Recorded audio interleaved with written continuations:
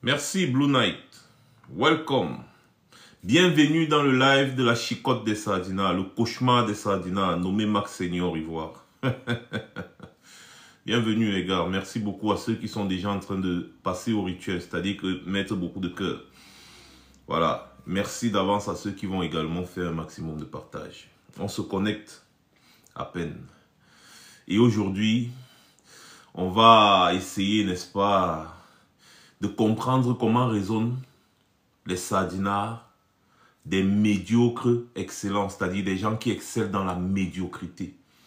Voilà, des médiocres triomphants, comme mon ami Kano Willy dit souvent. Des médiocres triomphants.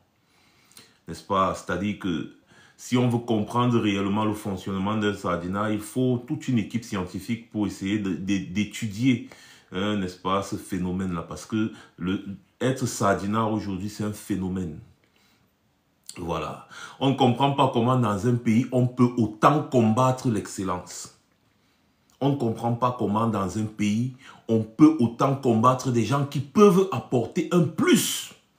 Des gens qui sont reconnus mondialement, des gens qui sont appréciés, des gens dont leur savoir aide partout sur la planète.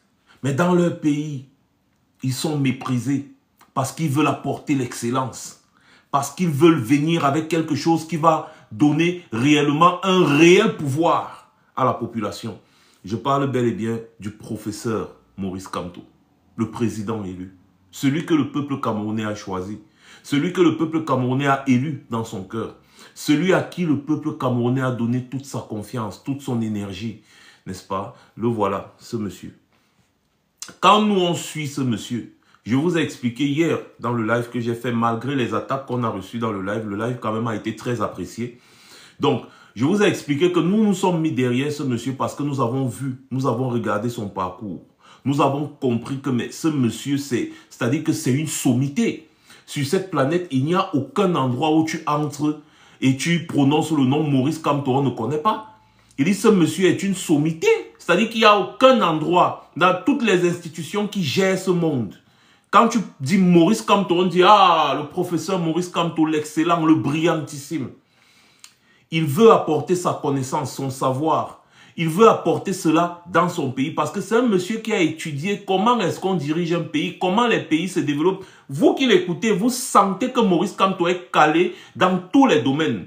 Même si son domaine, c'est le droit international, le droit constitutionnel, mais également, en ce qui concerne l'économie et consomme, Maurice Kamto est calé. Vous écoutez ses explications, quand il parle d'économie, vous croyez que c'est quelqu'un qui a fait des études d'économie depuis qu'il est dans le ventre de sa mère. Et pourtant, c'est un monsieur qui a fait réellement, il s'est performé dans le droit, n'est-ce pas, dans la branche du droit public, droit international, droit constitutionnel, c'est un maître. Dans son pays, il est combattu. Les gens là sont déjà là. Les gens là sont déjà là. Ils ont commencé les signalements. Notre live était en train de décoller. Et vous avez vu que ça a fait une chute exactement comme hier. Les gens là sont déjà là. Donc les gars, vraiment pomper les cœurs. Ils sont toujours les premiers à se connecter dans nos lives. Toujours les premiers pour saboter le live. Et vous allez remarquer avec l'audience. C'est-à-dire que l'audience, on est en train de se connecter, on monte. Après, ça fait une chute parce qu'ils ont commencé à signaler. Et tout se passe dès le début du live. Si dès le début du live, le live est signalé, le live n'ira nulle part. TikTok ne va pas partager le live. Ils le savent et c'est pour ça qu'ils sont organisés pour détruire nos pages. D'ailleurs, ils le disent tout le temps, même en commentaire. Dans les commentaires, quand on fait des posts et qu'on sort. Aujourd'hui, sur TikTok, quand je poste une vidéo, la vidéo ne dépasse pas les 200 vues. Moi qui postais des vidéos, ça faisait 1 500 000, 700 000. Aujourd'hui, quand je poste une vidéo sur TikTok, quel que soit ce que je fais, la vidéo ne dépasse pas les 200 vues. C'est-à-dire que ma page TikTok a été tellement signalée. Mais on ne va pas baisser parce que ces gens sont très forts pour détruire. S'ils pouvaient donner toute cette énergie, et c'est de ça qu'on va parler aujourd'hui, hein. C'est-à-dire qu'ils mettent toute l'énergie qu'ils ont pour détruire. C'est tout ce qu'ils savent faire, détruire. Regardez à quoi ressemble le Cameroun. Hein? Et donc c'est pour ça qu'ils ont mis toute leur énergie comme ça pour détruire Maurice Kamto. Ils veulent absolument en finir avec Maurice Kamto parce que Maurice Kamto vient avec l'excellence. Et vous savez que des gens qui ont vécu dans la médiocrité, qui aiment la médiocrité, ces médiocres excellents-là n'aiment pas, n'est-ce pas, des hommes intelligents, n'est-ce pas, des hommes positifs. Ils n'aiment pas. C'est pour ça que ces gens font tout pour nous détruire. Léo Solange, vous allez les signaler que vous les connaissez. Ils ont des profils qu'ils créent. Ensuite, ils se connectent dans nos lives. Ils ne commentent pas, ils ne commentent jamais. Mais ils sont là pour signaler. Vous allez voir, on vient de lancer le live, on est déjà plus d'une centaine. N'est-ce pas? Mais dans la centaine, là, il y a au moins 80. Il y a au moins 80 qui sont des sardinats qui sont là rien que pour signaler. Au minimum 80 au moins. C'est pour ça que même les commentaires, vous n'allez pas voir beaucoup de commentaires. Ils ne sont pas là pour ça. Vous voyez un peu, non? Voilà. Donc, maintenant, il faut les combattre à fond. C'est-à-dire que signaler, ça prend du temps. Par contre, mettre les cœurs, ça ne prend pas du temps. Et donc, lorsque vous mettez beaucoup de cœurs, là, vous contrez leur signalement et ils vont se fatiguer. Après, ils vont partir. Et maintenant, notre live va bien se dérouler. Voilà.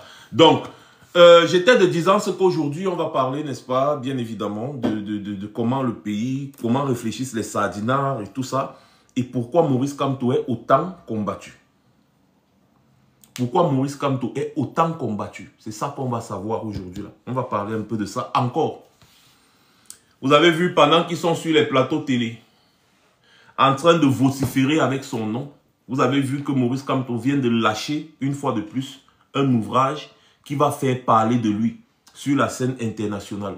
Un ouvrage, n'est-ce pas, qui sera mis à la disposition des universités où on enseigne le droit et surtout le droit international. N'est-ce pas, qui sera mis à la disposition des endroits où on forme les professeurs en droit.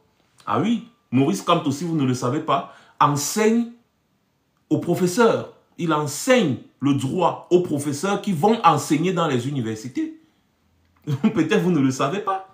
Donc quand on met ce monsieur, c'est-à-dire qu'on met ce monsieur au Cameroun comme ça là, avec toute la panoplie de médiocres que je vois là, qui disent qu'ils sont de l'opposition et tout là. Je ris. Parce que dans un pays où les gens veulent réellement décoller, où des gens veulent réellement le développement, quand on dit qu'on veut choisir un candidat à la présidentielle, on regarde son parcours.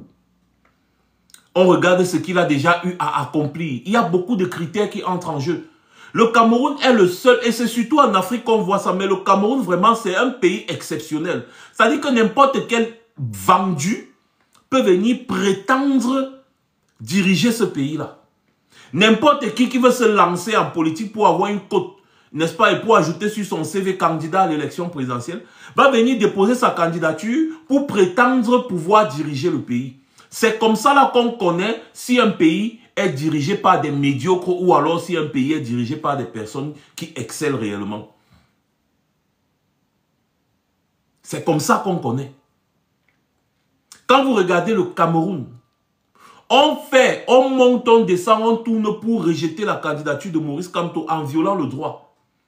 Dans le but de faire prospérer des médiocres. J'ai dit des médiocres finis. Vous avez, c'est-à-dire qu'il n'y a que des pays comme le Cameroun, comme ça, là où tu vas voir tous ces gens-là qui vont dans l'opposition, tu vas voir certains individus, tu te dis que mais celui-ci là, c'est-à-dire qu'il prétend vouloir diriger un pays ou bien il est là pour s'amuser. Des gens viennent déposer la candidature à l'élection présidentielle juste pour résoudre leurs problèmes de ventre, résoudre leurs problèmes personnels, machin.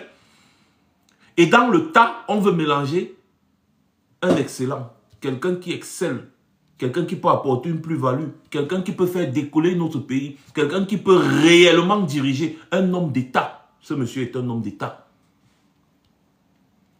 Et il vous le prouve tous les jours parce que lui, il est là, il travaille. Il travaille. Maurice Kamto ne dort presque pas. Il travaille. Les gens disent, mais Maurice Kamto, vraiment, il est déjà à la retraite. C'est vous qui l'avez poussé à la retraite. Et même s'il était à la retraite, on part à la retraite sans travailler. Maurice Kamto passe son temps à travailler. Ça fait déjà le 3e ouvrage qu'il publie ces 2 dernières années. Le 3e. Et celui-ci, 557 pages. 557 pages. Droit international et polycentrisme normatif. Voilà. Et ça sera enseigné dans les plus grandes universités de cette planète.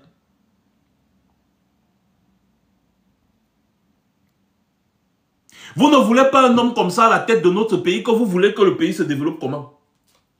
Quand vous avez la chance d'avoir ce genre de compatriotes, il faut le protéger. Quand vous avez la chance d'avoir ce genre de compatriotes, mais il faut le protéger. Il faut le protéger. Des gens se disent que nous, on soutient Maurice Kamto. Pourquoi? Vous pensez qu'on soutient Maurice Kamto. Pourquoi? Selon vous. S'il fallait juste soutenir quelqu'un, un candidat à l'élection présidentielle et qu'on devait soutenir n'importe qui, c'est que quand Maurice Kamto a été éliminé comme il a été éliminé, tu allais nous voir nous verser, n'est-ce pas, derrière n'importe qui. Mais on soutient Maurice Kamto parce qu'on sait, en termes d'honnêteté intellectuelle, ce monsieur est capable de relever notre pays et il l'a déjà prouvé même dans sa vie personnelle. Pour être président de la République dans un pays, il faut déjà avoir accompli dans sa propre vie. Pour être président de la République dans un pays, surtout un pays extrêmement sous-développé comme le Cameroun, il faut être capable de démontrer, n'est-ce pas, qu'on a pu accomplir quelque chose déjà dans sa propre vie.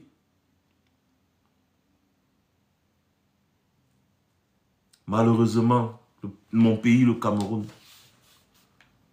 un pays où vous allez voir, quelqu'un va quitter de vendeur d'arachides, il va aller déposer sa candidature à l'élection présidentielle. On va tout faire pour sauter un professeur émérite comme Maurice Kamto pour faire passer la candidature du vendeur d'arachides. Permettez-moi de partager moi-même mon propre live. Ensuite, je reviens.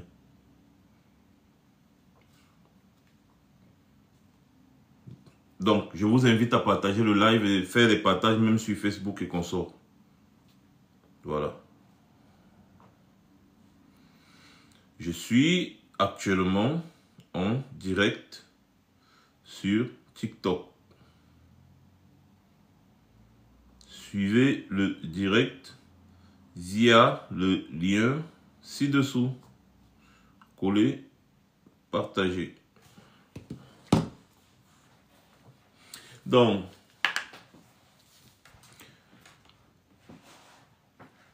je viens de partager le live sur ma page Facebook. Et maintenant, je pense qu'on peut commencer. On a déjà mis le nombre de tapotages requis pour commencer le live. Et je vous invite à continuer de tapoter. Merci beaucoup. Merci et bonjour à tous. Bienvenue à tous dans ce live. N'est-ce pas, qui va essayer de faire la promotion, bien évidemment, du livre qui vient d'être publié par le professeur Maurice Kamto, n'est-ce pas, le futur président de la République du Cameroun. Celui qui a été élu en 2018, mais dont la victoire a été volée par les voleurs, les bandits du RDPC, Conseil constitutionnel et les CAM. Voilà.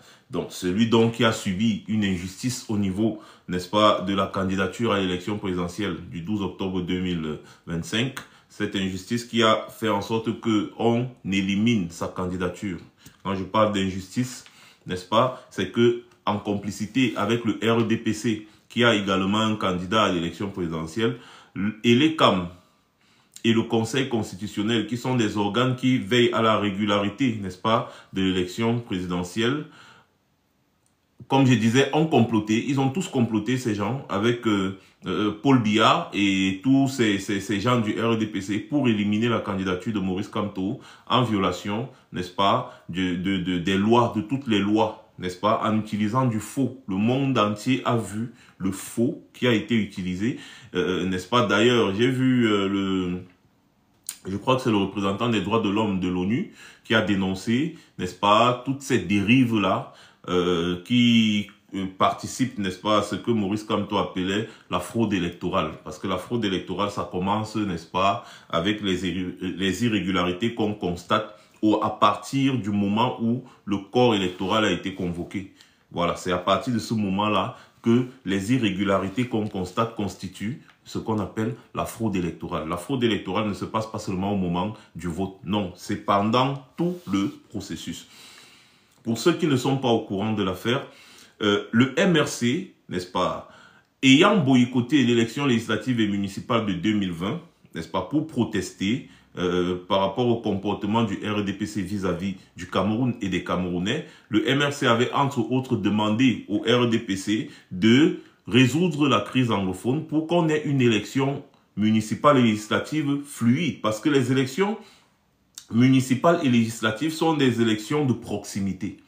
C'est-à-dire que ce n'est pas comme l'élection présidentielle qui est une élection où, le genre d'élection où, s'il y a un problème dans une zone, on peut déporter, n'est-ce pas, les urnes ou alors les bureaux de vote dans des zones où il n'y a pas de problème et les populations de ces endroits-là peuvent se déplacer pour aller voter. Vous voyez un peu, c'est une élection de proximité, c'est-à-dire qu'on vote les gens qui vont diriger les arrondissements, les communes et tous ces trucs-là. Vous voyez? Et donc, il avait dit que c'est pas normal qu'on organise l'élection législative et municipale en l'état actuel des choses où à tout moment il y a des militaires qui meurent, il y a des civils qui meurent dans les régions du nord-est et du sud-ouest, on a des déplacés, n'est-ce pas, internes et externes, on a des réfugiés, le Cameroun a près de 300 000 réfugiés aujourd'hui au Nigeria. Ce n'est pas normal, on a plus d'1 million de déplacés internes, des gens qui ont fui leur région, n'est-ce pas, leurs habitations où ils vivaient, pour revenir dans d'autres zones du Cameroun. Comment est-ce qu'ils vont faire pour élire des maires, des conseillers municipaux dans ces zones-là? Il faut résoudre le problème pour pouvoir organiser une élection saine. Ça, c'était entre autres l'une des choses que le MRC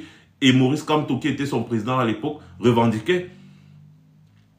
Vous voyez un peu? Donc ça, c'est entre autres. Et sans compter qu'il avait constaté que dans le MRC, il y avait des gens qui étaient en connivence avec le parti de Yaoundé pour saboter le parti à partir de l'intérieur. Donc tout ça, il avait constaté tout cela et c'est à ce moment-là qu'ils ont décidé de ne pas participer à l'élection législative et municipale. Sachant très bien qu'une autre élection législative et municipale devait être organisée avant l'élection présidentielle de 2025. Normalement, selon le calendrier électoral, l'élection législative et municipale devait se dérouler en février 2025. Sauf que le RDPC, n'est-ce pas, ayant tendu des pièges et des pièges et des pièges, ayant vu également que Maurice Kamto et le MSC ne sont pas tombés dans ces pièges-là, a décidé de proroger le mandat des députés et des conseillers municipaux qui devait s'achever en février 2025. Donc, la loi dit que pour renvoyer les élections législatives et municipales et autres au Cameroun, il faut qu'il y ait un problème grave. Sauf que Paul Biya, en renvoyant ces élections, a évoqué un manque d'argent. C'est pas une raison pour renvoyer des élections. On dit bien qu'il faut qu'il y ait un problème grave qui peut réellement empêcher la tenue des élections. Ce n'est pas l'argent qui peut manquer au Cameroun pour organiser des élections. Et du coup, c'était quelque chose d'abusif dans le but d'empêcher le MRC et Maurice Kamto de participer à une élection locale et de s'installer, n'est-ce pas, afin de préparer sereinement la présidentielle. Sauf que la loi aussi a prévu que tu peux créer un parti politique après qu'une élection législative et municipale se soit tenue, mais participer quand même à l'élection présidentielle qui arrive. C'est pour ça que la loi dit que tout mandat impératif est nul. Ce qui veut dire que l'élu n'est pas l'élu d'un parti politique, mais il est l'élu de la nation. Ça veut dire qu'il peut ne plus être en accord avec le parti politique qui a porté sa candidature. Il démissionne de ce parti politique-là, crée un nouveau parti ou rejoint un autre parti politique. Il restera un élu et il représentera désormais le parti qu'il aura soit créé, soit rejoint. Ça s'est toujours fait au Cameroun. D'ailleurs, au niveau du RDPC, plusieurs élus de plusieurs partis politiques qui démissionnent, ils font souvent leur mise en scène là, ils brûlent, n'est-ce pas, les effigies de son ancien parti politique pour rejoindre le RDPC. Un élu. Et du coup, il devient représentant du RDPC, quel que soit l'endroit où il se trouve à l'Assemblée nationale, à la mairie et consorts. Vous voyez un peu? Donc, la loi avait prévu ça, que tout mandat impératif est nul. Ça veut dire que l'élu garde son mandat, quel que soit l'endroit où il part, il demeure élu. Le mandat n'appartient pas à un parti politique. Je vous prends un autre exemple. Vous avez peut-être quelqu'un qui a été élu, n'est-ce pas? Il a participé à l'élection législative et municipale avec le parti, disons, le faux parti de Jean de Dieu Momo, le PADEC. Et après, il entend que Jean de Dieu Momo dit qu'il va soutenir désormais Paul Biya. Lui, il est un élu. Il dit, mais non, moi je suis un opposant, je ne veux pas soutenir Paul Biya ni le RDPC. Puisque l'idéologie du parti a changé, je démissionne. Et donc, il démissionne du parti et il va soit créer un nouveau parti, soit rejoindre un autre parti politique. Donc, on veut me dire que s'il démissionne, il reste quand même militant du PADEC. Parce que quand tu démissionnes d'un parti, tu n'es plus militant de ce parti. Donc, il démissionne et il devient militant d'un autre parti. Et donc, quand tu deviens militant d'un autre parti, si tu es un élu, tu représentes désormais ce parti-là. Étant donné que le mandat impératif est nul. Donc, le mandat n'appartient pas au parti politique, mais à l'élu. Puisque l'élu a été élu par le peuple. Vous comprenez un peu? Maurice Kamto, il a expliqué tout ça. Et ils le savent tous. Mais pour barrer la candidature de Maurice Kamto, ils ont commencé à sortir ce débat sur le mandat impératif là pour expliquer aux Camerounais que, écoutez, le mandat appartient au parti politique. Si tu as été élu avec un parti politique, tu dois rester avec ce parti politique là. Si machin, tu ne peux pas faire un transfert de mandat, machin. C'est pas une affaire de transfert de mandat, étant donné que c'est un peu comme ton habit. Tu pars quelque part avec ton habit. Quand tu finis à l'endroit là et que tu ne te sens plus, tu quittes de cet endroit, tu pars ailleurs, toujours avec ton habit. C'est comme ça que le mandat, n'est-ce pas, des élus au Cameroun peut être expliqué. C'est-à-dire que le mandat, n'est-ce pas, appartient à l'élu parce que le mandat lui a été confié par le peuple. Tout mandat impératif est nul. C'est le même processus qu'il y a en France. C'est la même chose en Côte d'Ivoire et consorts. Et on a vu des gens démissionner d'un parti, rejoindre un autre parti et représenter ce parti-là, n'est-ce pas, dans les collectivités territoriales décentralisées ou bien à l'Assemblée nationale et consorts. Donc, vous voyez un peu. Voilà. Donc, Maurice Kamto, sachant ça, il s'est préparé en conséquence. Et donc, au cours de la route, quand ils ont décidé, n'est-ce pas, de proroger le mandat des députés pour empêcher le MLC de participer à l'élection législative qui devait se tenir en février 2025. Maurice Kamto, lui, savait que, entre autres, pendant ce temps, pour prévoir tout ça, il savait qu'il y a les possibilités, n'est-ce pas, que son parti ait des représentants. Des représentants qui ont été élus à la dernière élection par le peuple camerounais et qui ont démissionné des partis dans lesquels ils étaient pour rejoindre le MLC. Ils sont nombreux. Des députés, des conseillers municipaux, des maires à avoir rejoint le MRC. Et donc, ils représentent le MRC, n'est-ce pas, que ce soit dans les collectivités territoriales décentralisées, dans les communes et consorts, que ce soit à l'Assemblée nationale. Malgré tout ça, en violation de la loi, le RDPC a décidé unilatéralement que le mandat impératif n'est plus nul. C'est-à-dire qu'un élu reste un élu d'un parti politique. Vous voyez un peu tout ça pour barrer la route à Maurice Kamto. Vous voyez comment même la Constitution, les gars, bafouent la Constitution. Et là, je vous parle du droit constitutionnel. Hein. Maintenant, la loi électorale vient et dit que pour participer à l'élection présidentielle, il faut participer avec la bannière d'un parti politique qui a au moins un élu. C'est tout ce que la loi dit. La loi ne dit pas que pour participer à l'élection présidentielle, il faut être représenté par un parti politique qui a participé à la dernière élection législative et municipale ou alors qui a participé à une élection législative et municipale. Vous comprenez pourquoi je vous parlais au début de mon propos du fait que quelqu'un peut créer un parti politique après l'élection municipale et législative. Ne pas avoir participé à l'élection législative et municipale n'empêche pas son parti politique de participer à la présidentielle. Parce qu'il a la possibilité d'avoir des personnes qui peuvent démissionner d'autres partis politiques en tant qu'élus et rejoindre son parti politique. Ce qui fait en sorte que ces personnes ayant la carte de son parti politique deviennent par ricochet des élus de son n'est-ce pas, dans son parti politique. Comment dire, des représentants de son parti politique, autant pour moi, excusez-moi pour le lapsus. Vous comprenez un peu? Donc, voilà ça en réalité. Voilà pourquoi j'ai pris la peine de vous expliquer, n'est-ce pas, pour que, voilà, la loi a prévu si la loi a prévu ça. Donc, Maurice Kamto, lui, savait que des gens vont le rejoindre, n'est-ce pas, des élus peuvent le rejoindre et consorts, et ce qui fait en sorte que le MRC peut avoir, n'est-ce pas, peut déposer la candidature, soit alors avoir un candidat à l'élection présidentielle.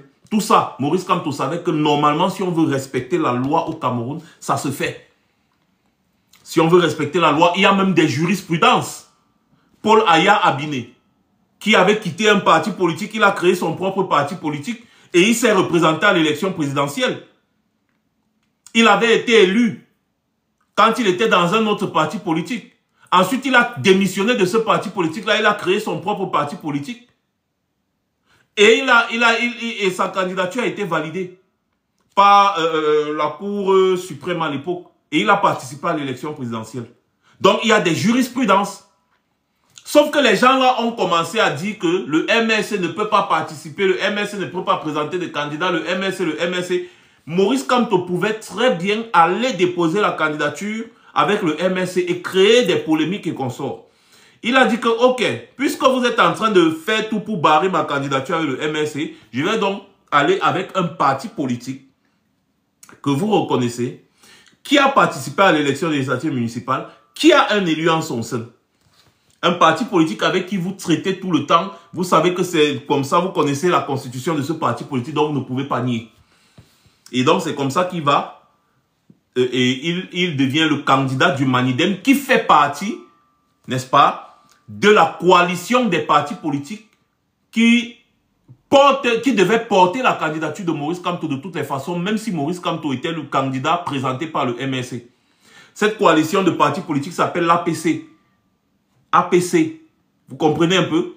Et donc, que Maurice Kamto soit présenté par le MSC ou par un autre parti politique de l'APC, c'est toujours cette coalition-là qui portait sa candidature. Et donc, il a fini avec le Manidem. Le Manidem a porté sa candidature. Sauf que le gouvernement est parti inventer un autre président du Manidem, lui donner de l'argent, plus de 300 millions de francs CFA, fabriquer des faux documents pour dire que celui-là est le vrai président du Manidem. Donc, l'État s'est dédié. Ils sont partis sur leur site internet, ils ont falsifié les documents, modifié les noms des présidents, n'est-ce pas, des partis politiques. En l'occurrence, ce parti politique-là, le Manidem. Or, depuis 2018, il traitait rien qu'avec Anissé Ekane, qui était le président du Manidem. C'est Anissé Ekane qui recevait la subvention que l'État verse aux partis politiques. Vous voyez? Donc, l'ONU est venue au Cameroun. Ils ont travaillé avec Anissé Ekane et le Manidem. Et l'ECAM a travaillé pendant 7 ans avec Anissé Ekane et le Manidem. Sauf que quand ils ont appris, n'est-ce pas, que le Manidem a décidé de porter la candidature de Maurice Kamto, le même jour, ils sont partis créer un faux président du Manidem, quelqu'un qui avait été démis de ses fonctions depuis 2018 et qui n'avait plus rien à voir avec la politique. D'ailleurs, qui avait même démissionné de toute activité politique et qui avait décidé de se consacrer, n'est-ce pas, à son statut de Mbombok, c'est-à-dire un chef traditionnel, n'est-ce pas, dans son village. Et d'ailleurs, le Mbombok interdit, n'est-ce pas, que le Mbombok, c'est comme ça ils appellent ça, interdit qu'un Mbombok participe à quoi que ce soit qui concerne les partis politiques. Ils sont partis réveiller le monsieur, ils lui ont versé beaucoup d'argent pour qu'il vienne avec des faux documents, essayer, n'est-ce pas, de créer un problème dans le Manidem afin qu'on invalide la candidature de Maurice Kamto.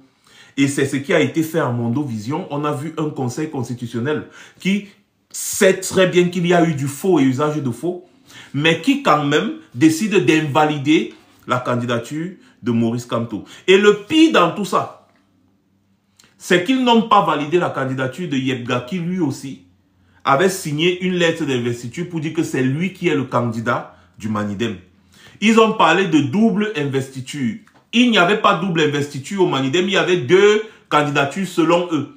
Et donc la loi dit que quand il y a ce genre de conflit, vous allez regarder qui, n'est-ce pas, est légal pour investir. C'est ce qu'ils ont fait au PCRN, c'est ce qu'ils ont fait au parti Univers.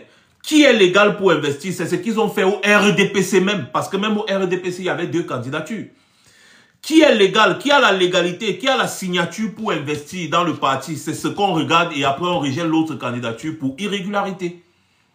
Dans le cas du Manidem, ils ont rejeté les 2 candidatures parce que si Anissé Ekane n'avait pas qualité ça veut dire forcément que c'est Yebga qui avait donc qualité. Si vous reconnaissez que Yebga est le vrai président du Manidem, puisque vous lui avez donné des documents pour dire que non, c'est Yebga qui est le vrai président du Manidem. Mais pourquoi vous n'avez pas validé la candidature de Yebga dans ce cas? Ça veut dire que la candidature de Yebga ne souffrait d'aucune irrégularité, non? Pourquoi n'avez-vous pas validé la candidature de Yebga dans ce cas? Comme vous avez validé la candidature de Paul Biya face à Léon Télé Onana. Comme vous avez validé la candidature d'Akeri Mouna de Univers alors qu'il y avait 2 candidatures. Comme vous avez validé la candidature de Cabral Libya alors qu'il y avait une contestation sur sa candidature. Vous avez regardé qui, n'est-ce pas, était légal pour signer la lettre d'investiture. C'est ce que vous avez fait. Mais au niveau du Manidem, vous avez rejeté les 2 parce que vous avez créé un faux président du Manidem pour venir s'aimer la confusion, pour vous donner, n'est-ce pas, un prétexte afin de rejeter la candidature de Maurice Kamto. Et donc, regardez tout ce cinéma qui a été orchestré dans le but d'empêcher un homme excellent comme Maurice Kamto de participer à l'élection présidentielle dans son pays. Maurice Kamto qui, selon leurs chiffres, est sorti 2e de l'élection présidentielle, la dernière élection présidentielle 2018. Donc, ils ont manigancé pour écarter, comme tout le monde le dit, l'unique challenger de Paul Biya. L'unique challenger du RDPC. Donc, regardez tout ce qui a été mis en place pour écarter Maurice Kamto. Vous pensez que ces gens-là aiment le Cameroun? Parce que quand on aime un pays, on veut ce qu'il y a de meilleur pour ce pays. Et quand vous voulez ce qu'il y a de meilleur pour le pays, pourquoi est-ce que vous écartez le meilleur parmi les meilleurs? Celui qui, de par son parcours personnel, professionnel, a démontré qu'il est un homme à part. Un homme qui a tellement apporté sur cette planète, dans le milieu académique. Un homme qui a tellement apporté sur cette planète, dans la résolution des conflits. Un homme qui a mis son empreinte, n'est-ce pas, dans plusieurs domaines des droits de l'homme sur cette planète. On a la chance d'avoir un homme là comme ça dans notre pays qui veut diriger notre pays. Un homme qui a étudié la gouvernance, les relations diplomatiques, comment fonctionne, n'est-ce pas, le monde de la gouvernance. C'est-à-dire que Maurice Kamto a étudié tout ça. Paul Biya n'a pas étudié ça. Dans une salle où on veut parler de gouvernance, Paul Biya ne peut pas débattre. Par contre, Maurice Kamto, il est capable de débattre avec tout et n'importe qui. On a besoin d'un homme comme ça. Quand on aime son pays, on a besoin qu'un homme comme Maurice Kamto le dirige. Parce qu'on sait qu'un homme comme Maurice Kamto va apporter le meilleur. Va pouvoir débloquer notre meilleur potentiel. Parce que c'est un homme qui a toujours surfé au sommet des sommets. Mais quand même, on ne peut pas haïr un pays jusqu'à ce point. Parce que monter toutes ces manigances et ce cinéma contre Maurice Kamto, c'est monter des manigances et des cinémas contre le peuple camerounais qui veut un avenir meilleur pour lui, pour son pays. Des gens sont restés au pouvoir depuis 43 ans. Ils sont dans les hautes sphères de l'administration depuis plus de 50 ans. Ils n'ont jamais rien apporté de bon. Que des problèmes. Que des problèmes. Ils passent le temps à endetter le pays. On ne voit pas ce qu'ils font avec l'argent. Aujourd'hui, il y a une série de vidéos parce que les Camerounais ont décidé de montrer le vrai visage du Cameroun et surtout des capitales politiques et économiques. Yaoundé et Douala. Allez voir les routes. Allez voir le centre-ville de Yaoundé, l'avenue Kennedy. Allez voir. Depuis que je suis né, quand il pleut à l'avenue Kennedy, c'est la boue, c'est l'inondation, c'est-à-dire que c'est de la merde. Aujourd'hui, j'ai 40 ans, c'est la même chose. Paul Biya fait 43 ans au pouvoir, c'est-à-dire qu'il est arrivé au pouvoir, je n'étais pas né.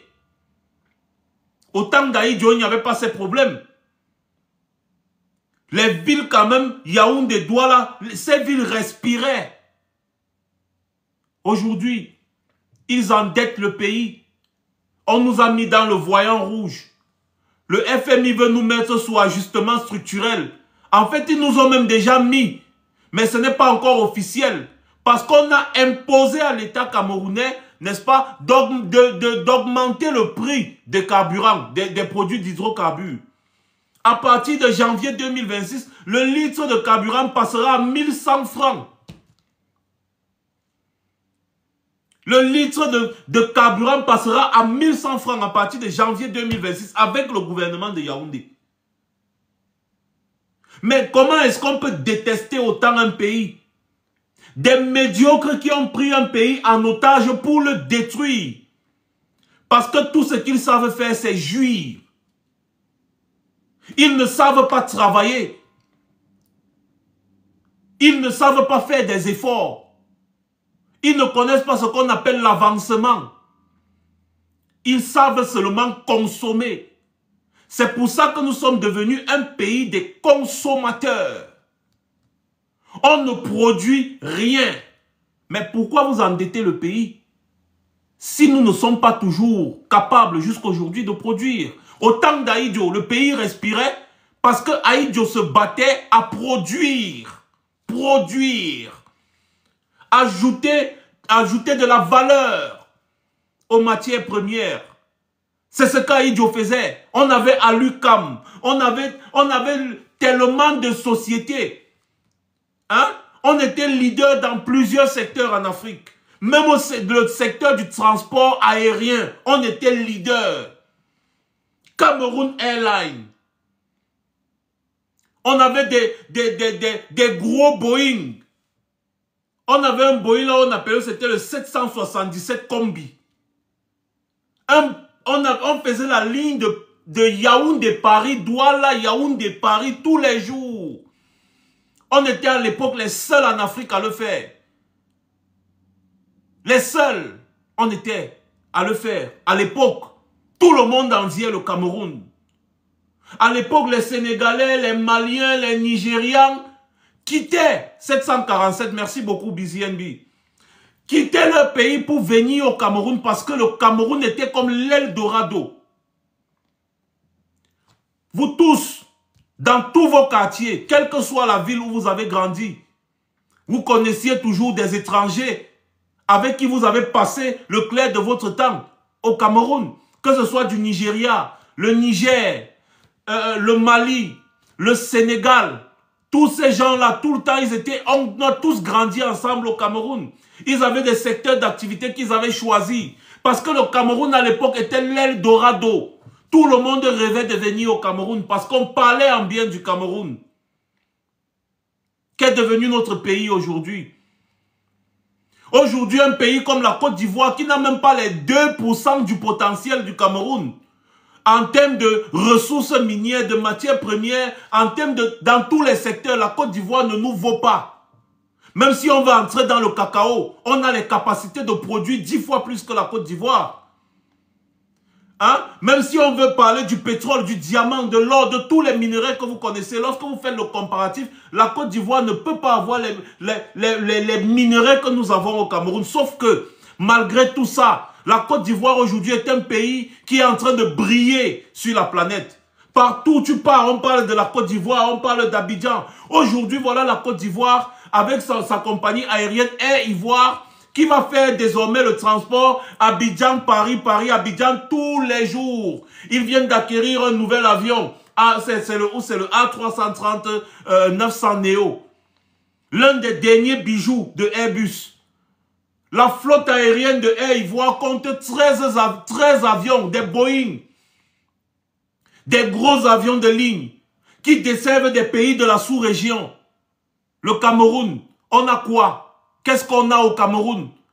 Je parle seulement du secteur du transport aérien. Quand vous négligez le transport aérien dans votre pays, ça veut dire que vous êtes bête. Ça veut dire que vous avez des dirigeants bêtes.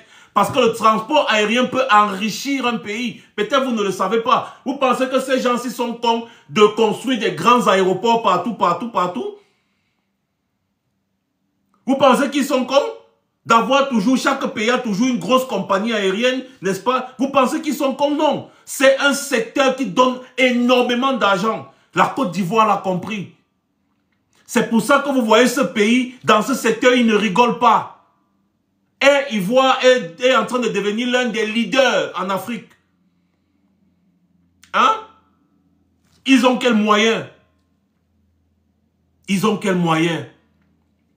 Quand vous arrivez à Abidjan, vous avez l'impression d'être à New York. Ils sont en train de construire la plus grande tour d'Afrique. Au quartier du plateau là-bas. La plus haute. C'est-à-dire que le bâtiment le plus haut de toute l'Afrique. Même en Afrique du Sud, il n'y a pas un bâtiment de cette hauteur. J'ai vu de mes propres yeux. C'était tellement beau à voir. J'étais en Côte d'Ivoire. J'ai vu comment les routes... C'est-à-dire que la base du développement, c'est les routes. Et c'est exactement ce qu'il n'y a pas au Cameroun.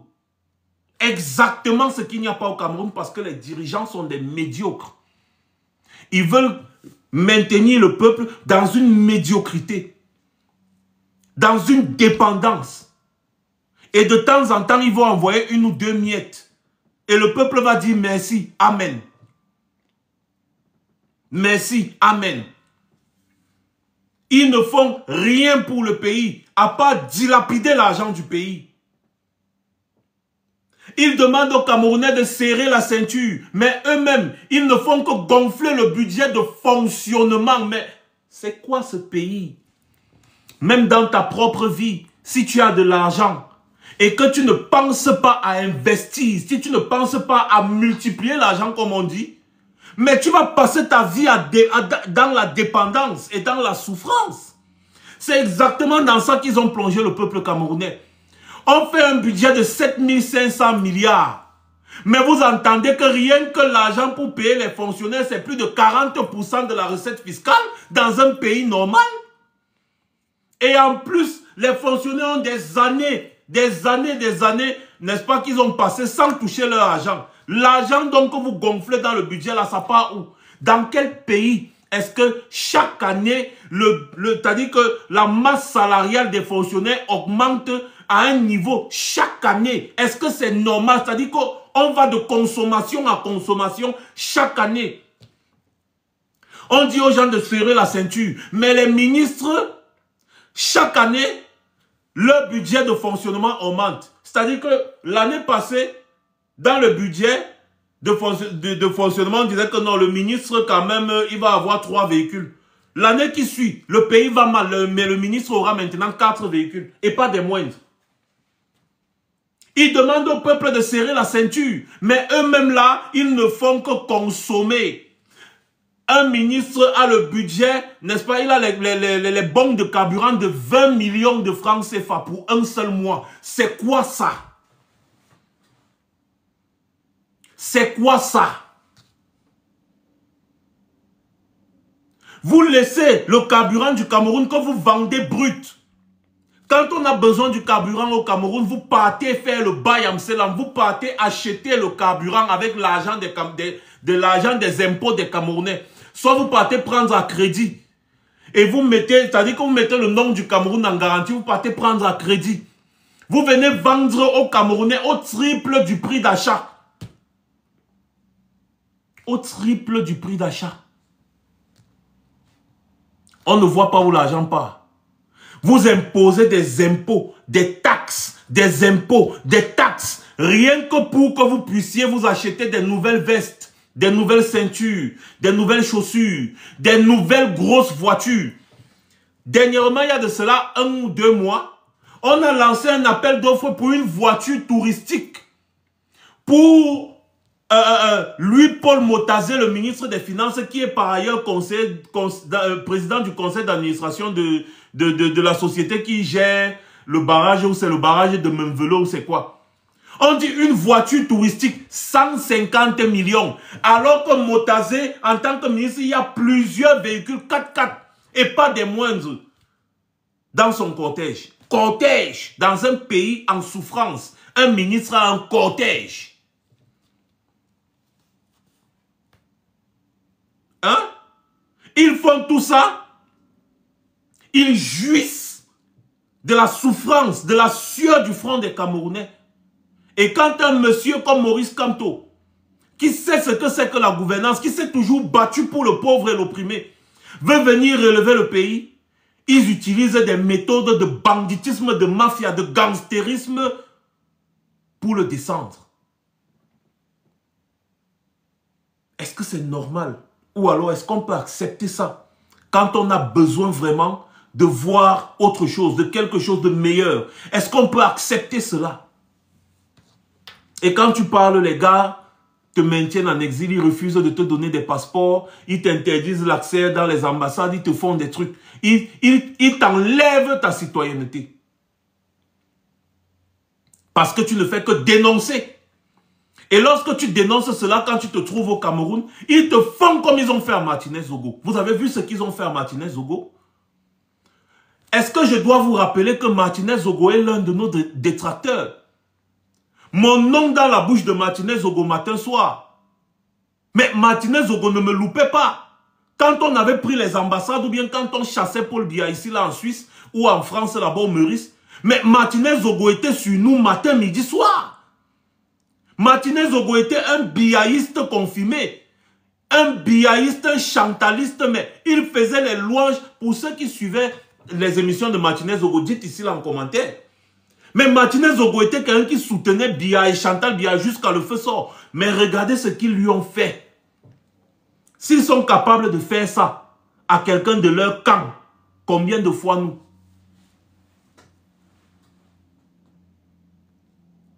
Combien de fois nous?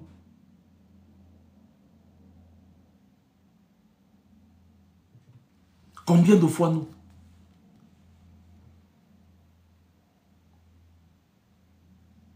Hein? Regardez avec quelle cruauté ils ont éliminé Martinez Zogo. Quelle cruauté! On fait ça à un être humain? On fait ça à un être humain? Pourquoi? Parce que Martinez Zogo dénonçait exactement ce que je viens de vous expliquer là. La gabégie. On avait découvert à l'époque qu'il y avait des lignes budgétaires dont on ne connaissait pas le fonctionnement et qui profitaient à un gang d'individus. Lui, Paul Motazé, était le chef de gang. La ligne 94 et la ligne 76. Et plusieurs autres lignes budgétaires même encore. D'ailleurs, on donne seulement l'argent du Cameroun aux gens. On leur donne seulement l'argent. On ne voit pas ce qu'ils font avec. On appelle ça du détournement de fonds.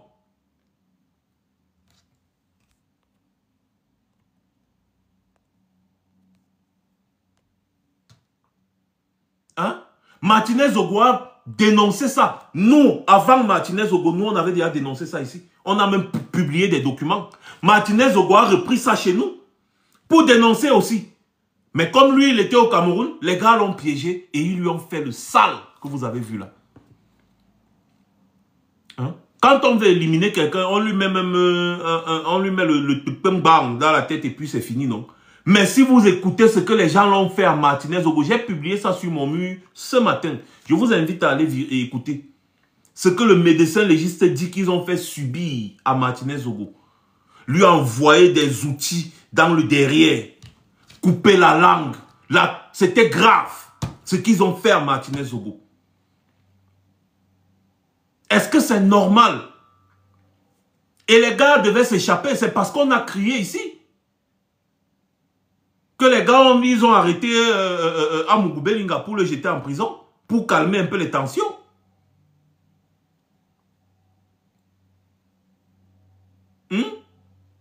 Voilà les gens qui sont à la tête de notre pays.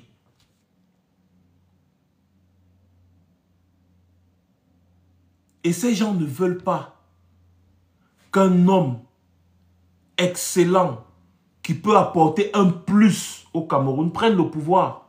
Parce que ce sont des médiocres. Et en plus d'être des médiocres, ils ont tellement volé l'argent du Cameroun que si une autre personne qui n'est pas de leur clan prend le pouvoir, une personne incorruptible et une personne honnête comme Maurice Kamto prend le pouvoir, mais tous cela vont aller en prison, en exil, à gauche, à droite. Mais les gars ont piller l'argent du Cameroun, Paul Biya en tête. Aujourd'hui, c'est Chantal Biya qui donne l'ordre d'exploiter telle ou telle mine au Cameroun. Toutes les mines du Cameroun appartiennent à Chantal Biya. Toutes les forêts du Cameroun appartiennent à Franck Biya. Le pétrole du Cameroun est la propriété exclusive de Paul Biya. Et depuis que Paul Biya est devenu un légume debout, c'est Chantal Biya qui gère ça avec sa copine, Nathalie Mundiki. Ce sont eux. Et la personne qui cherche, n'est-ce pas, les clients pour les mines et consorts, c'est le père de Chantal Biya. Monsieur Vigourou, c'est lui qui négocie tous les affaires que vous entendez, contrats miniers à gauche à droite, qui cherche les gens, n'est-ce pas? Il fabrique des sociétés écrans. On te dit que non, c'est une société chinoise là, mais lorsque tu pars regarder bien, tu vois que la société chinoise là en réalité n'existe pas. Mais les gars sont quand même au Cameroun en train d'exploiter l'or, exploiter le diamant, exploiter le fer, exploiter tout. Hein? Chantal Biya a le contrôle sur tout ça. Et donc, si on veut faire l'audit au Cameroun sur toutes ces histoires, mais ces gens vont aller en prison en pagaille. C'est pour ça qu'ils font tout leur possible pour que le pouvoir ne change pas de main. Que le pouvoir ne change pas. Leur excès de médiocrité les a poussés à vendre le Cameroun. Parce que notre pays aujourd'hui ne nous appartient presque plus. Voilà notre société nationale de télécommunications qui appartient désormais aux Chinois. On te dit que Camtel doit près de 600 milliards de francs aux Chinois. Et donc Camtel a cédé le fonctionnement technique logistique de la société aux Chinois. Ce sont ces Chinois-là qui gèrent tout. Vos bases de données. Tout. Ah oui, parce que Orange, MTN, tous ces autres-là aussi, ils prennent, n'est-ce pas, tout chez Camtel. Ils prennent tout chez Camtel. Et aujourd'hui, Camtel avait plus de 3000 et poussières d'employés, mais qui ne fonctionnent pas comme ils devraient normalement fonctionner. Mais va quand même à Exim Bank, prendre des milliards pour soi-disant tel projet, Ils ont tellement endetté la société qu'ils ne peuvent rien rembourser. Ils ont été obligés de céder la société aux Chinois. Et ce sont les Chinois aujourd'hui qui gèrent tout à Camtel. J'ai dit tout dans le domaine technique à Camtel. Ils ont cédé tout aux Chinois et ils n'ont aucun contrôle. Aucun contrôle. Et donc les Chinois là, ils peuvent installer tout genre de logiciels là-bas, faire des trucs, vous espionner matin, midi, soir, sans que vous ne le sachiez. Ils sont partis prendre une dette en Chine et ils ont confié la construction du nouveau bâtiment de l'Assemblée nationale aux Chinois toujours. Et ces Chinois ont construit, il n'y a aucun contrôle. Ça veut dire que tout ce que vous faites à l'Assemblée nationale peut être suivi directement en Chine. Et vous ne le savez même pas. Des pans de la souveraineté de notre pays qui sont donnés aux étrangers. Donnés aux étrangers. Aujourd'hui, c'est la France qui décide si oui ou non tu vas avoir la connexion Internet. C'est la France qui décide si oui ou non tu vas avoir même, je ne sais pas, la puce ou je ne sais pas quoi.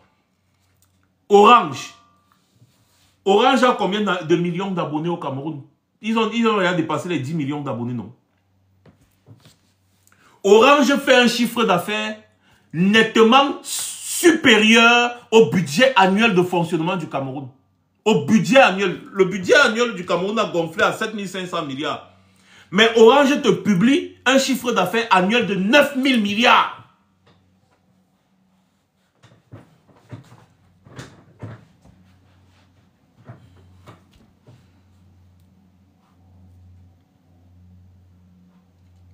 Je parle.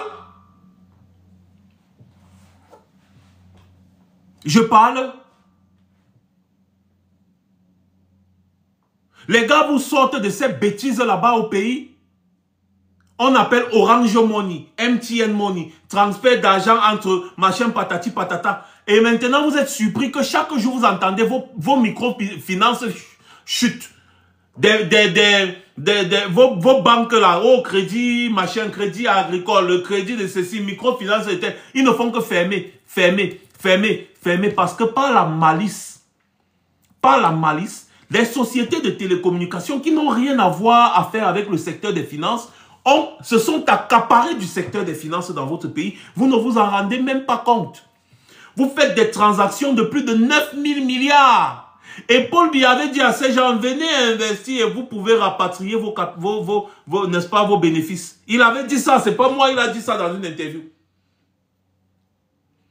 Donc, vos banques ferment parce que il n'y a aucune transaction avec les banques, ces microfinances et consorts, parce que vous faites toutes vos transactions avec les sociétés mobiles de télécommunications. Orange surtout, Orange Money, MTN Money. Hein? Quand tu as déjà mis tes 10 000 francs dans Orange Money, là c'est fini. Tu ne peux plus jamais avoir 10 000. Si tu veux retirer 10 000, on coupe. Tu envoies l'argent à quelqu'un, on coupe à l'envoi, on coupe au retrait. Vous faites des transactions chaque jour. Environ un minimum de 1 million de transactions que vous faites par jour avec les Orange Money là. Et dans les 1 million de transactions, chaque transaction te coupe en moyenne 100 francs. Calculez ce que les gars gagnent sans travailler. En fait, ce que vous leur donnez chaque jour sans qu'ils ne travaillent. Calculez. C'est-à-dire que une transaction coûte en moyenne 100 francs. Il y a des transactions qui vont te couper 1000 francs. Les gens font maintenant les paiements. J'ai dit c'est incroyable. Les gens font les paiements des factures, des machins avec Orange Money, MTN Money. Est-ce que ce sont des banques? Est-ce que ce sont des banques? Comment le gouvernement n'a pas travaillé à mettre en place un système de banque en ligne? Parce que c'est le travail de la banque, ça. Si tu veux payer en ligne, tu passes par ton compte bancaire avec ta carte de crédit ou de débit. Tu payes. Parce que ce sont les banques qui font fonctionner l'économie d'un pays et non des sociétés de télécommunications. Mais oui, mon cher, ici, là, partout, c'est les banques. C'est ta carte bancaire qui te permet de faire toutes les transactions financières et non une société de télécommunications. Et Dieu sait, il y en a tellement, j'ai dit même Dieu, des bêtises, même que les expressions qu'on nous a appris quand on était petits. Il y a tellement de sociétés de communication et de télécommunications ici. Mais aucune n'a le droit de faire des transactions financières. Vous savez ce que vous faites perdre à votre pays? Et l'argent que vous donnez à ces gens, vous imaginez? Vous leur avez donné la puissance d'une banque. Et ils ont maintenant aujourd'hui la puissance de vous détruire. Sans avoir la puissance de vous construire. Parce que je vais vous expliquer comment fonctionne une banque. Lorsque vous partez dans une banque prendre un crédit, la banque a ce pouvoir-là de faire ce qu'on appelle création monétaire. Donc quand tu t'entends avec ton gestionnaire bancaire pour un crédit, disons, de 10 millions de francs, vous pensez que la banque peut fabriquer l'argent? Non. Avec une ligne de code, il crée 10 millions de francs dans ton compte. Il tape, c'est des chiffres, il crée ça. Hein? Tu vas prendre les 10 millions de francs, tu vas aller travailler pour rembourser, disons, 12 millions. Par exemple, je prends un exemple, 12 millions. Quand tu rembourses les 12 millions, il détruit les 10 millions qu'il a créés et les 2 millions qui restent de bénéfices, c'est ça qui revient à la banque. Donc, il a fait de la création monétaire, tu es parti faire la plus-value, tu as injecté l'argent dans l'économie, ce qui va faire développer l'économie, vivre des familles, payer des salaires et consorts. Et ensuite, tu vas venir et collecter tout ça, rembourser avec, n'est-ce pas, un pourcentage qu'ils t'auront fixé, n'est-ce pas, d'intérêt. Et il va détruire les 10 millions. Mais logiquement, tes 10 millions sont restés dans l'économie. Hein. Ce que tu as remboursé là, c'est juste un remboursement, mais logiquement, il a investi dans l'économie de ton pays. Et donc, il va supprimer les 10 millions. Et les 2 millions maintenant d'intérêt que tu as payé, c'est le bénéfice de la banque. C'est comme ça que la banque fonctionne. La banque ne fabrique pas l'argent qu'il va aller, il va aller dans une cantine porter l'argent. C'est des conneries ça. La banque fait ce qu'on appelle la création monétaire. Et donc, quand les banques ne fonctionnent pas comme elles devraient normalement fonctionner dans vos pays, c'est normal que vous soyez sous-développés. Quand vous avez confié presque toute votre économie à des sociétés de communication qui font un chiffre d'affaires qui dépasse votre budget annuel de fonctionnement de tout le pays. Orange, 9 000 milliards, et c'est eux-mêmes qui ont déclaré. Hein. Et quand toi-même tu déclares, ça veut dire que tu as beaucoup plus, mais tu déclares c'est-à-dire le moins possible. Pour ceux qui ont des sociétés, vous savez comment ça se passe. Quand c'est toi qui déclares, tu t'arranges avec tes comptables à déclarer le moins possible, ou alors le plus raisonnable, la somme la plus raisonnable possible. Ils ont déclaré un chiffre d'affaires de 9 000 milliards en un an. Alors que votre budget de fonctionnement, votre budget annuel, c'est 7 500 milliards. Une petite société comme Orange, dans votre pays. Alors que vous avez Camtel, de son côté, qui est votre société nationale de communication, qui a plus de 3 000 employés, mais qui ne produit rien. Qui ne produit rien. Vous allez voir les employés de Camtel utiliser Orange. Le Cameroun, non, c'est un pays. Hein. Vous allez voir la directrice de Camtel, elle utilise les puces Orange. Et MTN. Hein? Mais ces gens sont d'une médiocrité. Mais oui, mon gars, c'est Camtel qui devait avoir le monopole. Et imaginez si Camtel avait ce monopole-là. Vous savez ce que ça allait apporter dans les caisses de l'État? Mais non, tout l'argent là va chez les étrangers. Et ce n'est pas parce que les gars ne savent pas. Hein. C'est un business entre eux. C'est un business entre eux. Et ce sont des choses comme ça que Maurice Kamto passe le temps à dénoncer. Il a dénoncé ici l'affaire qui disent subvention sur le carburant alors qu'il n'existe aucune subvention. Le Cameroun s'en va prendre le carburant chez les traders. Dans les bateaux, les gens qui se baladent dans les bateaux en mer avec le carburant, là, ils partent prendre. Chez les négociants, là, ils partent prendre le carburant là-bas. Ça arrive au Cameroun. Toute taxe confondue à 350 francs le litre. Et ils vous vendent dans la pompe à 840 francs. Ensuite, ils viennent vous dire, non, vous savez, on subventionne. Ils subventionnent quoi? Puisque ça arrive à la SCDP à 340 francs. Ça arrive à la SCDP à 340 francs. Ils vous vendent à 840 francs. La subvention dans ça, c'est quoi? Ils disent qu'ils subventionnent pour vous vendre à 840 francs, que sinon ça devait être plus cher. Non. Le problème, c'est que le FMI leur impose d'augmenter les prix pour pouvoir rembourser un peu le crédit. Ils ont tellement endetté le Cameroun. Mais j'ai reçu un économiste ici qui vous a dit que normalement, dans les back-office, le Cameroun doit plus de 70 000 milliards aux bailleurs de fonds. Plus de 70 000 milliards. C'est quelqu'un qui travaille dans les finances internationales. Il est venu là, il vous dit, il a travaillé des pays comme la Côte d'Ivoire, la Turquie, et il travaille aux États-Unis, il travaille le gouvernement américain. Il vous a dit ça. Plus de 70 000 milliards. Il a travaillé sur beaucoup de dossiers du Cameroun. Hein? Voici encore, Paul Biya a demandé à Motazé d'aller chercher les gens qui vont nous faire un prêt de 800 milliards. Ou 900 milliards. Qui vont s'ajouter aux 14 000 milliards officiels de crédit que nous avons. Ce qui va nous donner un total de 15 000 milliards d'endettement. Mais dans un pays normal, on va leur demander 15 000 milliards que vous dites qui est officiel là. C'est officiel, non? Vous avez fait quoi avec ça? Même une société nationale de raffinerie, on n'a pas. Une société même de montage et d'assemblage de véhicules, on n'a pas. Une société de montage et d'assemblage de matériaux, d'appareils électroniques, électroménagers, on n'a pas. On dépend tous de l'Inde, de la Chine. Même une société de production même de riz, le cul-dent, rien, on n'a pas. Les 15 000 milliards là, c'était pourquoi? C'est pourquoi on a endetté le Cameroun, 15 000 milliards. Pourquoi? Et dans les 15 000 milliards d'endettement, là, vous entendez que l'argent qui a été détourné au Cameroun depuis que Paul Biya est au pouvoir dépasse les 10 000 milliards. Détournement de fonds de plus de 10 000 milliards depuis que Paul Biya est au pouvoir. Les gens vont venir vous dire sur Internet que c'est la France. Que c'est la France qui nous empêche de nous développer.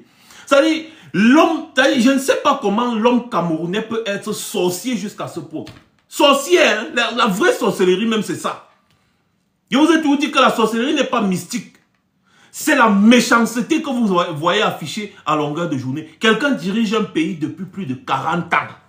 Il passe le temps à endetter le pays. Il ne fout rien avec l'argent.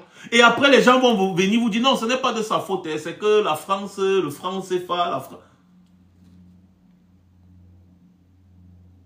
Ce n'est pas de sa faute. Le pays n'est pas toujours développé. Qu'est-ce qu'il fait en tant que président de la République dans ce cas? Qu'est-ce qu'il fait en tant que président de la République? Nous sommes en 2025. Il envoie les gens commander l'argent. Méchant jusqu'à méchant avec son propre corps. On a une route là où c'est la malédiction. Et Bolo va à comme 2 crédits. Depuis 2013, un tronçon de 60 km.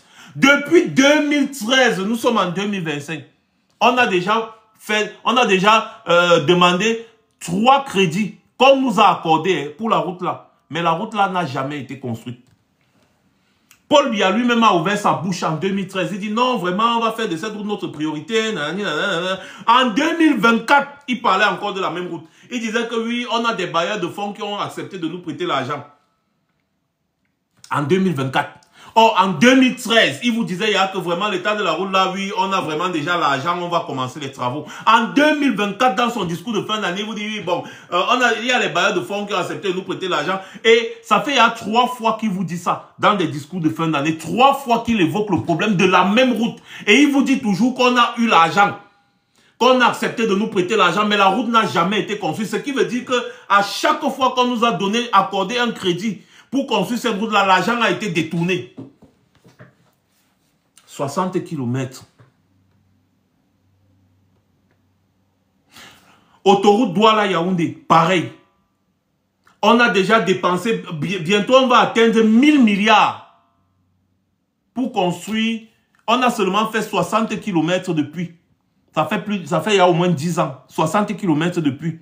Autoroute Douala-Yaoundé. Et bientôt, on va atteindre 1000 milliards de dépenses sur 60 km. Et les 60 km ne sont pas opérationnels. Parce qu'ils ont commencé la route. Ils ont commencé la route de quoi? Je ne sais pas d'où. Ils sont partis buter en brousse. Ça s'est arrêté là-bas. Donc si tu empruntes la route là, tu ne pars nulle part.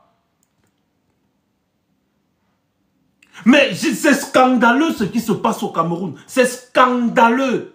C'est scandaleux.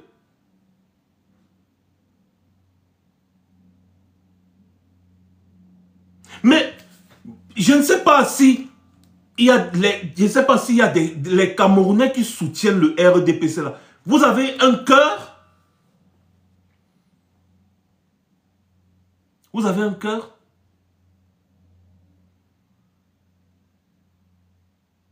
En 2025 au Cameroun, tu ne peux pas décider d'aller exploiter, n'est-ce pas, une plantation, par exemple. C'est-à-dire que faire de l'exploitation agricole et être sûr de revendre tes produits. Parce que tu vas partir là où tu vas trouver le terrain. Tu vas produire au moment de la récolte. Même une route pour aller vendre ton produit, il n'y aura pas. Tu entends que pour faire 5 km, un camion fait 2 semaines. Pour faire 5 km, pour aller dans un champ, porter les plantains. Un camion arrive là-bas, il s'embourbe. Il fait 2 semaines en route, 5 km. Rien que pour quitter de la route principale, ce qu'ils appellent toujours l'axe lourd, les langues de chat là. Pour quitter de là, aller à 5 km de la route principale afin de porter les plantains. Pour revenir avec et partir au marché. 2 semaines sur 5 km. Quand il a plu, la route embourbée, les roues, il faut rechanger, il faut remorquer, il faut... 5 km de route. Les gars sont obligés de payer des villageois qui vont venir porter le plantain sur la tête, les régimes de plantain sur la tête, marcher sur 5 km pour aller déposer en route. Et c'est des dépenses supplémentaires. Des dépenses supplémentaires. Et quand le plantain là arrive au marché, c'est normal que quand tu quittes avec 5 000 pour aller acheter un régime de plantain, tu n'en trouves pas. C'est normal. Tu n'en trouves pas.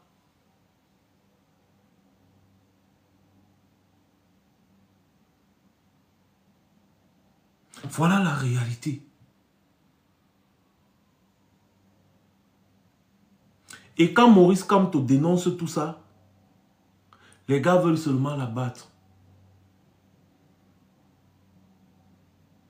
Les gars veulent seulement la battre. Voilà comment fonctionne le RDPC au Cameroun. La consommation. Sans ajouter quoi que ce soit. Sans créer quoi que ce soit. Sans produire quoi que ce soit. La consommation. J'ai fait une pause pour effectivement vous inviter tous à Genève le 26 septembre prochain à la place de la Nation pour la giga manifestation qui aura pour but de demander à la communauté internationale de se pencher sur les problèmes du Cameroun. Et il faut aller là-bas avec les couvercles des marmites, les poêles, les casseroles, pour faire un maximum de bruit. Et c'est important de partir à Genève parce que c'est le siège des droits de l'homme. Et comme les droits de l'homme sont bafoués quotidiennement au Cameroun, ce sera une occasion pour vous de dénoncer tout cela. Et ce qui est bien en Suisse, c'est que lorsque vous allez faire ce genre de manifestation, les chaînes de télévision vont filmer et diffuser. Je vous en parle en connaissance de cause. Moi-même, je serai à Genève le 26. On va faire du bruit. C'est très important. Donc, rendez-vous à Genève. Même avec les sifflets aussi, oui, ils sont là. Même les sifflets. Tous ceux qui peuvent se déplacer pour aller à Genève, allez-y à Genève. C'est important de dénoncer. C'est très important. Mais Georges Bankin, je suis d'accord avec toi, mais qui va le faire alors? Si moi j'avais les moyens, je le ferais. Hein. Ça dit que si j'avais les moyens d'engager une rébellion contre le régime Biya, les moyens financiers, je sais à quelle porte aller toquer pour recruter des hommes. On descendait là-bas au pays, que ce qui arrive, arrive. Mais où est l'argent? On ne fait pas une guerre, une rébellion sans argent. Si on vous met maintenant ici, là, on vous dit que les gars, mettons-nous ensemble, mettons l'argent sur la table. On commence les hostilités. Les gens vont commencer à se défiler. Ah, vraiment, ah, vraiment, ah, vraiment, alors qu'on est capable. Nous sommes capables. On peut préparer ça en 1 an, 2 ans, on prépare ça bien.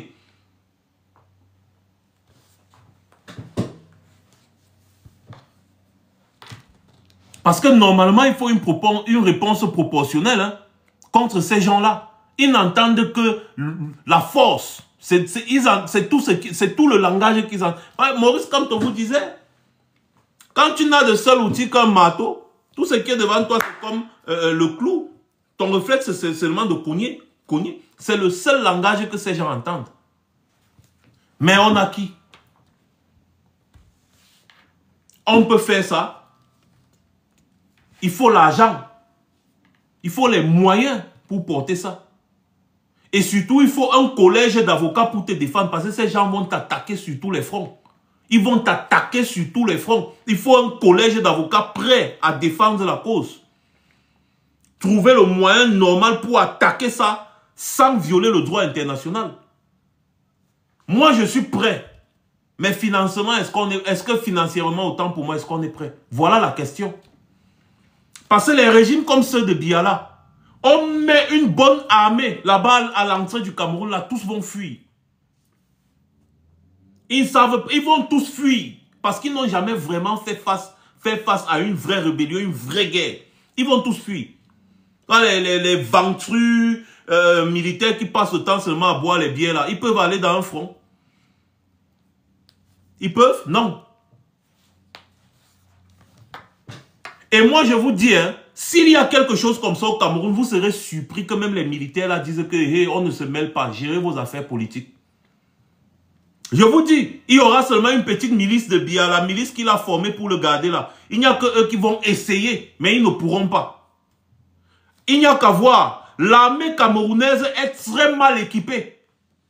Mais c'est la milice de la GP qui est bien... Comment la garde présidentielle dans un pays peut être plus équipée que l'armée conventionnelle? Comment? Vous allez voir les militaires. Il y a une vidéo là que j'ai vue. Il y a une mine qui a sauté sur des voitures des militaires. C'est horrible à voir. Je ne sais pas si c'est au nord-ouest ou au sud-ouest. Mais c'est horrible à voir. Les gars sont au sol comme ça là. Le pied est là où il y a la tête est où il y a le pied, les corps, des dizaines de corps, des militaires. Et quand tu vois les armes que ces militaires-là ont, tu comprends seulement que Paul Biya est un criminel. Les militaires-là n'ont même pas des armes à feu de notre époque. Ils ont les armes de l'époque soviétique, de l'ancienne époque, Le genre que quand tu fais, dès que tu vas tirer 2 coups, ça s'enraye. Mais quand tu vas voir les gars de la GP là, ils ont des armes bien sophistiquées pour protéger Biya. Mais les militaires qui sont là pour protéger le Cameroun, zéro équipement. Il faut voir même leur gilet pare-balles. Mieux, ils ne portent même pas de gilet pare-balles parce que ce qu'ils ont là, on n'appelle pas ça gilet pare-balles. On dirait l'ardoise. Il faut les voir. Même les véhicules qu'ils ont. Vous envoyez les enfants des gens dans des zones de guerre où vous savez qu'il y a des mines avec des véhicules de pacotille. À chaque fois, les mines explosent. Bang, c'est des dizaines de morts. Les enfants des gens que vous avez recrutés dans votre chienne d'armée là. Vous les envoyez au nord-ouest, au sud-ouest. Ils partent toujours rouler sur des mines. Et ce sont toujours des faux véhicules. Et il faut voir comment les gars... Il fallait voir... C'est des vidéos qu'on ne peut pas poster. J'ai vu ça, j'étais sidéré, scandalisé. J'ai dit, mais c'est les enfants. Et ce qui est marrant, c'est que quand ces gars vont mourir comme ça, leurs familles sont abandonnées. Hein. Leurs femmes, leurs enfants, pouf, abandonnés à leur sort. L'État ne s'en occupe pas. Et même quand leurs femmes, leurs familles vont aller demander que oui, il faut la pension de ceci, machin, on va encore les tourner. Après, même quand l'argent est là, on va te dire que tu donnes 50%. Ça veut dire que si on devait donner 2 millions, on va te donner 1 million et prendre 1 million. Donc ils envoient les enfants des gens mourir dans une sale guerre qu'ils peuvent stopper quand ils veulent du jour au lendemain. Et après, les familles de ces gens-là souffrent. Il y a plusieurs femmes des militaires, les enfants des militaires qui sont morts au front là-bas au Cameroun, qui pleurent tous les jours dans nos IB. Ils pleurent tous les jours dans nos IB. Mais c'est pas possible. Bonjour Lovely, ça va? Mais c'est pas possible. Voilà des médiocres qui dirigent notre pays. Et dès que des gens se plaignent, ils les tuent. Ils ne savent rien faire d'autre à part la force. Regardez leur comportement. Un ministre de l'administration territoriale qui passe son temps à menacer les gens. Je vais vous écraser dans le mounier, je vais vous envoyer les abeilles, je vais vous enfermer, je ne veux même pas qu'on vienne me supplier. C'est lui qui décide d'enfermer les gens. Il est la justice. C'est lui qui engage les poursuites contre les gens. Il est le procureur. Il est le procureur général de la République. Il dit, j'ai fait enfermer, j'ai fait un ministre dans un pays, vous dit qu'il a fait enfermer les gens. Et les journalistes n'en parlent pas. Oh là là. Oh! L'un des problèmes majeurs du Cameroun, ce sont ces journalistes. Tous les jours, je vous dis ça.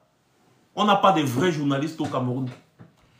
Un ministre fait une conférence de presse. Il dit que j'ai fait enfermer les gens. Les parents sont venus supplier, je les ai fait libérer.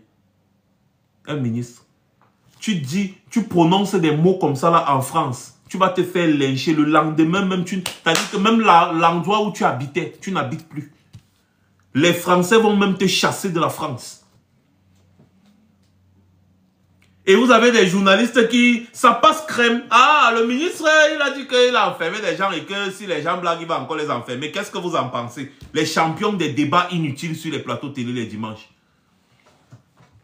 Tout pour eux est sujet à débat. Les gars ne se posent pas des questions de fond.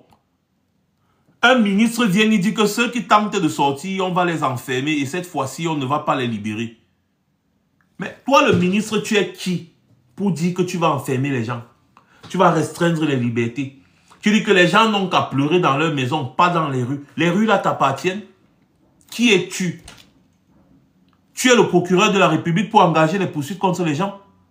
Tu es le ministre de la Justice? Tu es qui? Qui es-tu? Tu es le ministre de l'administration territoriale. Tu es comme un vigile dans une maison. Comme un vigile. Tu gères la sécurité. C'est tout. C'est ça le ministre de l'administration territoriale. Le ministère de l'administration territoriale, il gère la sécurité. Il administre pour la sécurité. C'est comme si tu as ta maison, tu as un poste de sécurité, tu nommes un patron et il y a d'autres vigiles. C'est son rôle. Il ne devient pas le patron de ta maison parce qu'il est le vigile. Il veille à ce que rien ne t'arrive.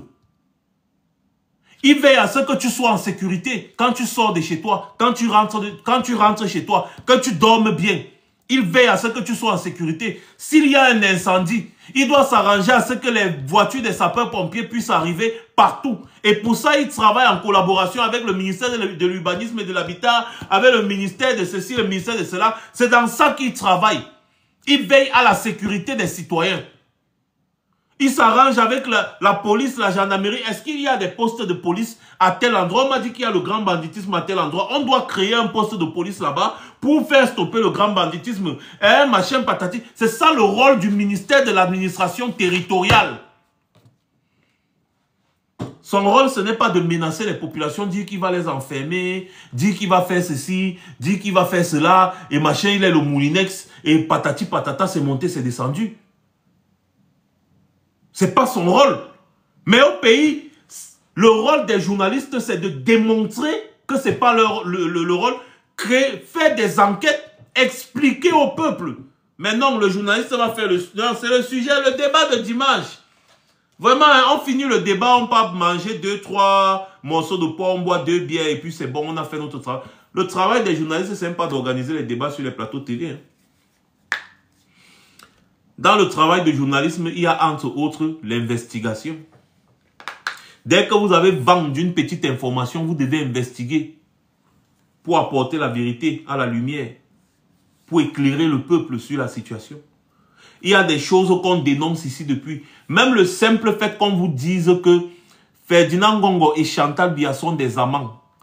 Les journalistes du Cameroun devaient se pencher sur la question. Ça ne fait que revenir au fur et à mesure. Ce n'est plus moi seul qui dit ça. Voilà des gens qui vous confirment ça au fur et à mesure.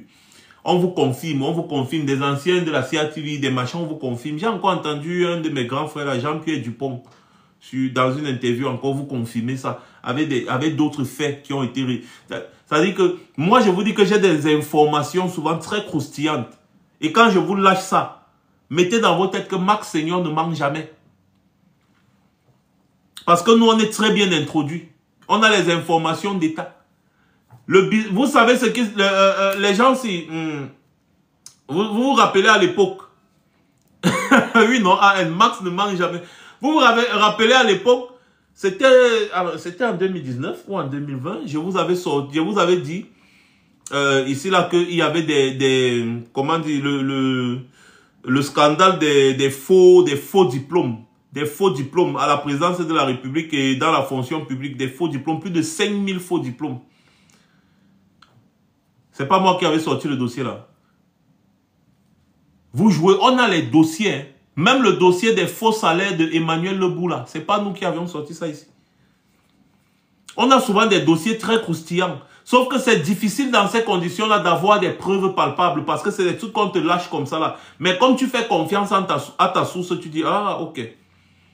Il y a des gens au palais qui voient ce qui se passe entre Ngongo et Chantal Biya et qui m'ont dit, moi personnellement, que les deux là gnoxent bien ensemble. Ça ne fait que quand 3 personnes, 4 personnes parlent déjà d'une même chose, ce n'est plus le Congo ça, ce n'est plus une rumeur, ça devient déjà un sujet. Ce n'est plus une rumeur, ça devient un sujet à débat. Et normalement, on doit mener des enquêtes pour savoir ce qui se passe dans cette affaire. Mais qui va parler? Tous des poules mouillées au Cameroun là-bas. Là. Voilà donc comment notre pays est géré. Voilà l'attitude des gens qui gèrent notre pays. On parlait ici de transformer des produits. Je vais vous rappeler l'affaire de la mine de Kribi. On a découvert une mine de fer à Lobé, par Kribi. Pas très loin du port. Hein. Et ceux qui ont fait des études là-bas, on dit qu'il y a plus de 500 millions de tonnes, si je ne me trompe pas, de tonnes de fer là-bas. Et le minerai de fer qu'on trouve là-bas est enrichi à 30%. Lorsqu'on a fait les calculs, on s'est rendu compte que si nous-mêmes on exploite la mine de fer là, on peut engendrer environ 300 000 milliards sur 50 ans.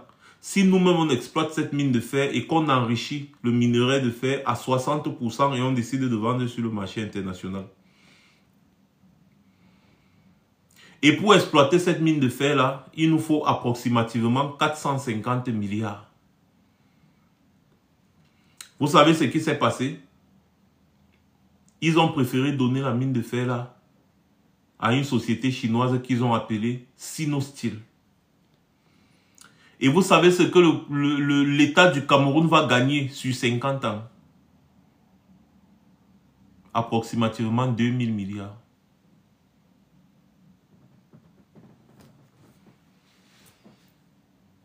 « 2000 milliards. Donc, on a jeté en bourse 298 000 milliards.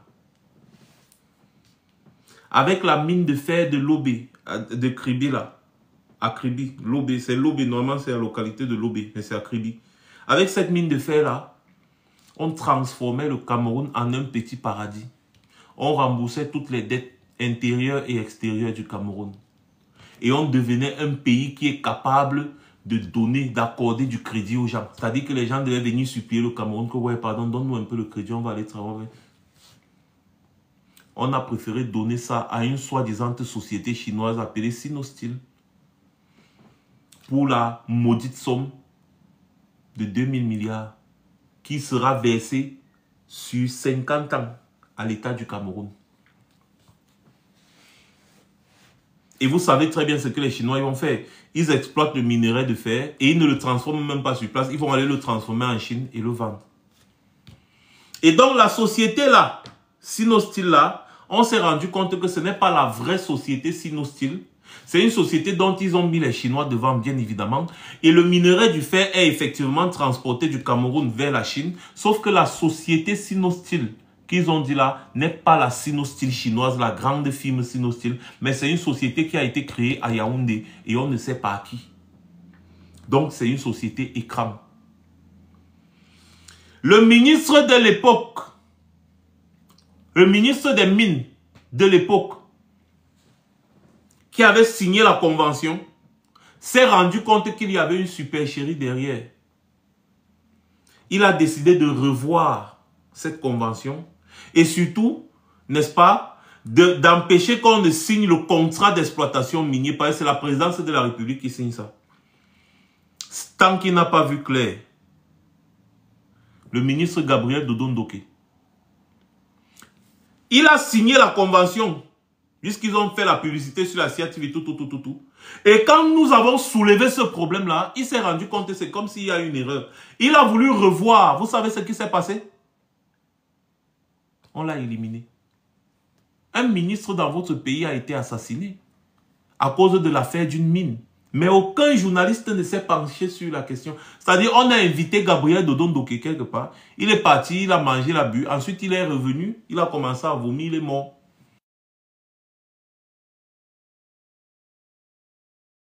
Les gars, vraiment, je ne sais pas ce qui se passe, mais c'est comme si les gars là veulent couper mon live. Oh là là. Parce que l'affaire dans la mine là est tellement grosse. Et dans la même période, ils nous ont dit qu'il manque 450 milliards pour exploiter la mine de fer de Kribi. Sauf qu'entre-temps, on a trouvé 3000 milliards pour organiser la canne.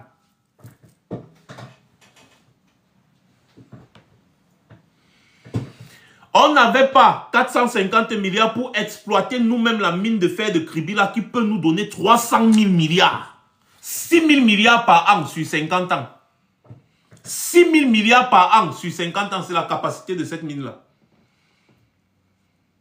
Mais on a trouvé 3 000 milliards pour organiser la canne.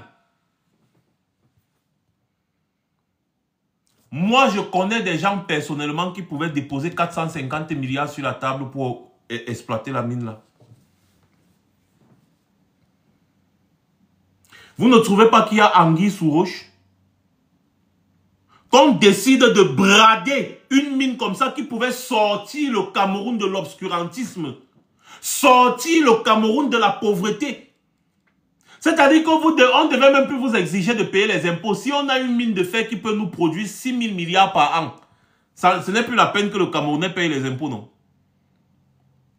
Puisque notre budget annuel, c'est 7 500 milliards. On a une mine de fer qui peut nous donner 6 000 milliards par an. Et ce n'est pas du genre qu'on est obligé de transformer en fer fini. Non, enrichir le minerai de 30% à 60% seulement et vendre en l'état sur le marché international. C'est tout. Et la mine est à 2 pieds, c'est une mine pied dans l'eau, donc on n'a pas besoin de chemin de fer pour transporter le minerai vers les bateaux.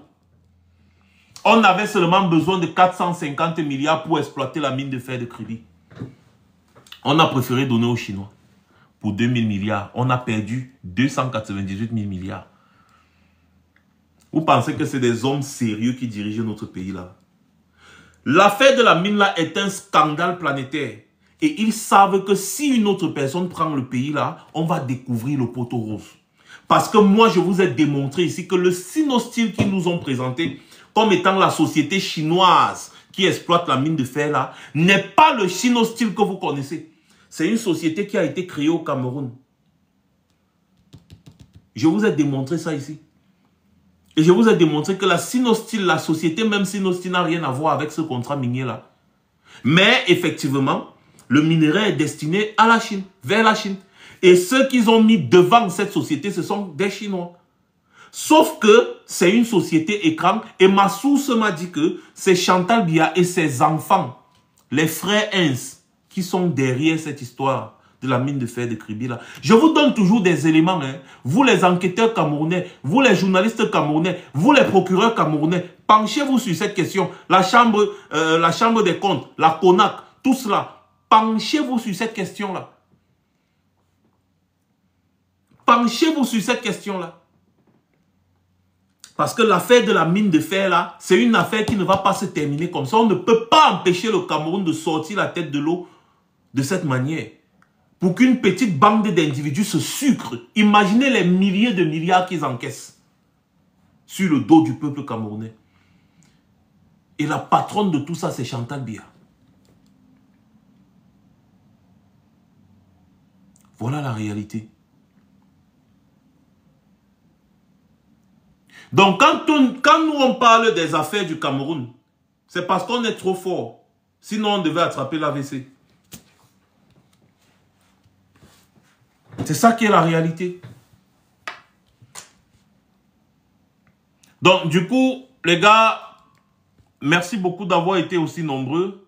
Mais surtout, sachez que lorsqu'on soutient quelqu'un, parce qu'on trouve que cette personne est honnête, on doit lui apporter notre soutien jusqu'au bout. On ne doit pas le lâcher en route. Sous prétexte que oui, quand même, il faut le changement, c'est monté, c'est descendu. Je vous ai mis au défi.